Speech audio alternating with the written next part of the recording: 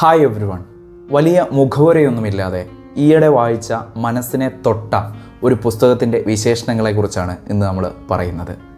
യഥാർത്ഥത്തിൽ വളരെ ധ്യാനാത്മകമായ കുറേയധികം ആഴമുള്ള ചിന്തകളെ ഒരുമിച്ച് ഒരു പുസ്തകത്തിൽ കൊണ്ടുവന്നിരിക്കുകയാണ് രമണീയം എന്ന ഈ ബുക്ക്. ഇത് എഴുതിയിരിക്കുന്നത് ബോബി ജോസ് കട്ടിക്കാട് അച്ഛനാണ്. അച്ഛനെ പ്രത്യേകിച്ച് പരിചയപ്പെടുത്തേണ്ട കാര്യം ഒന്നും തന്നെയില്ല.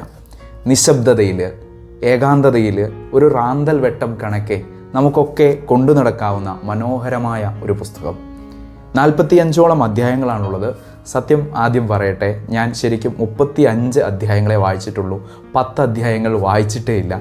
ഇനി അത് വായിക്കാൻ ബാക്കി കിടക്കുകയാണ്.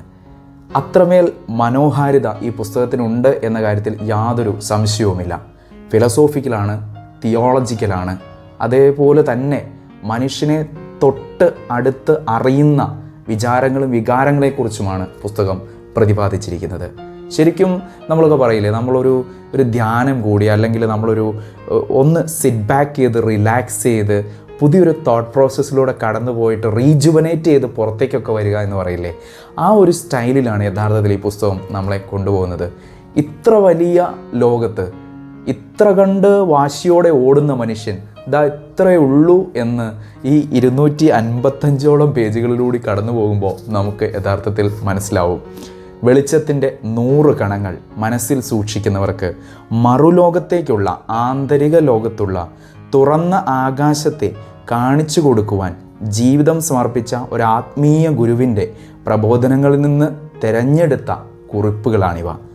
ജീവിതത്തിൻ്റെ തെളിനീരുറവകളിലേക്ക് വഴിതെളിക്കുന്ന ആധ്യാത്മിക ചിന്തകൾ. പുസ്തകത്തിൻ്റെ മറ്റു വിശേഷങ്ങളിലേക്കും കാര്യങ്ങളിലേക്കുമൊക്കെ എല്ലാവർക്കും സ്വാഗതം.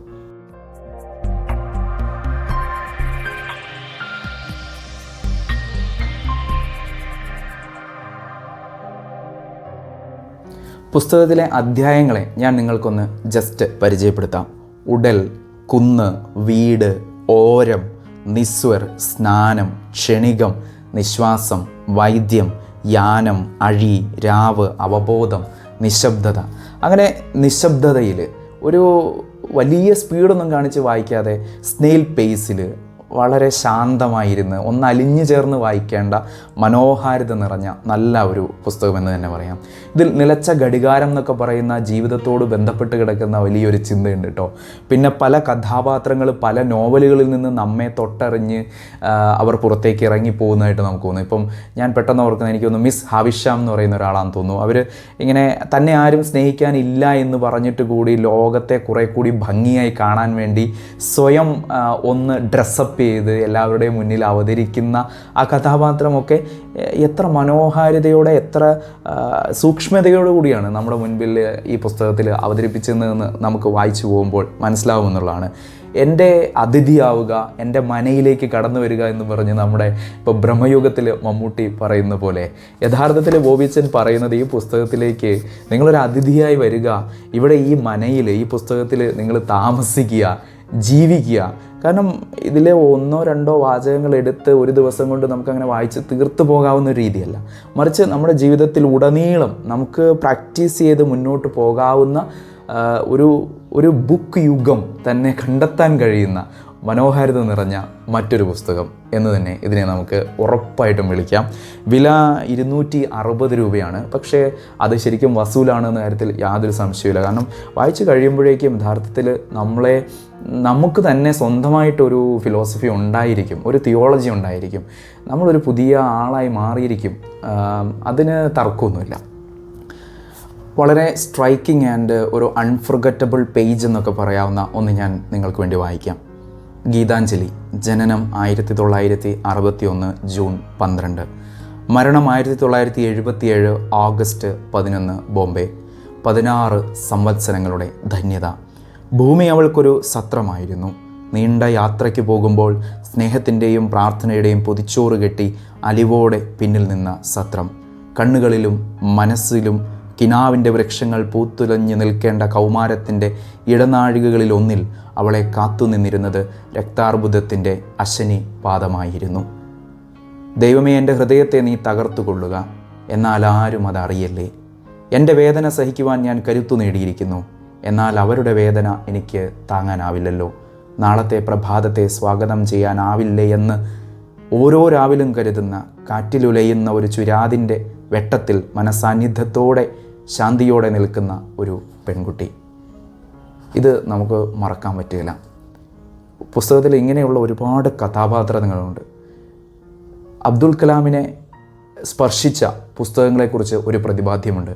അതിൽ light from lamps, many light from many lamps എന്നുള്ളൊരു കോൺസെപ്റ്റ് യഥാർത്ഥത്തിൽ അവതരിപ്പിക്കുന്നു. അതായത് ശരിക്കും പുസ്തകം നമ്മുടെ മുൻപിൽ കൊണ്ടുവരുന്നത്, എനിക്ക് തോന്നുന്നു ബോബി സച്ചിൻ പറയാൻ ഉദ്ദേശിച്ചതും, ഈ പുസ്തകം ഒരു ലാമ്പാണ്. അതിൽ നിന്ന് ഒരുപാട് ലൈറ്റ് നമുക്ക് കിട്ടുകയാണ്.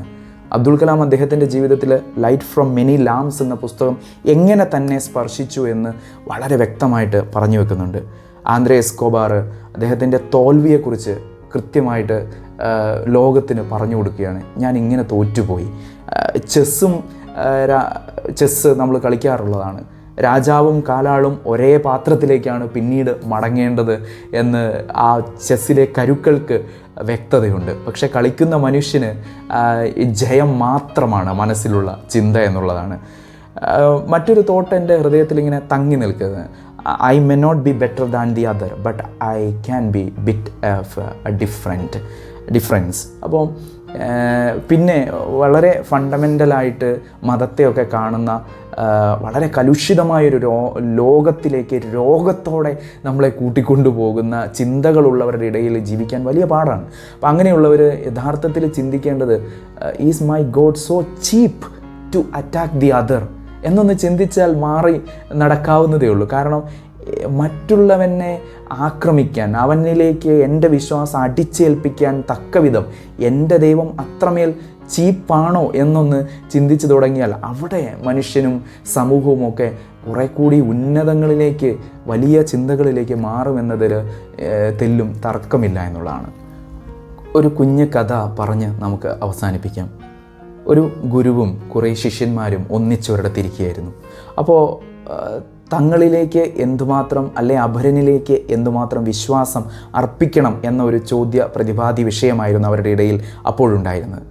ഗുരു തൻ്റെ തൊട്ടടുത്തിരുന്ന കുട്ടയിൽ നിന്ന് കുറേ പഴങ്ങളെടുത്ത് ശിഷ്യനെ ഏൽപ്പിച്ചിട്ട് പറഞ്ഞു, നിനക്ക് ഏറ്റവും വിശ്വാസം തോന്നുന്ന ആളുകൾക്ക് ഇത് കൊണ്ടുപോയി വിതരണം ചെയ്യുക, കൊടുക്കുക. ആ ശിഷ്യൻ യാത്ര തുടങ്ങി. അവനങ്ങനെ ഒരുപാട് യാത്ര ചെയ്തതിന് ശേഷം തൻ്റെ ശിഷ്യന്മാരോടൊപ്പം ഒരുമിച്ചിരിക്കുന്ന ഒരു നേരത്ത് ആ ഈവനിങ്ങിൽ അയാളത് മുഴുവൻ കഴിക്കുകയാണ് ഒറ്റയ്ക്ക്. അപ്പോൾ ശിഷ്യന്മാർ അത്ഭുതത്തോടെ ചോദിച്ചു, മറ്റു കൂട്ടുകാർ ചോദിച്ചു, എന്തുകൊണ്ടാണ് നീ ഇത് മുഴുവൻ കഴിച്ചത്? ഗുരു പറഞ്ഞതിന് വിരുദ്ധമാണല്ലോ അത്.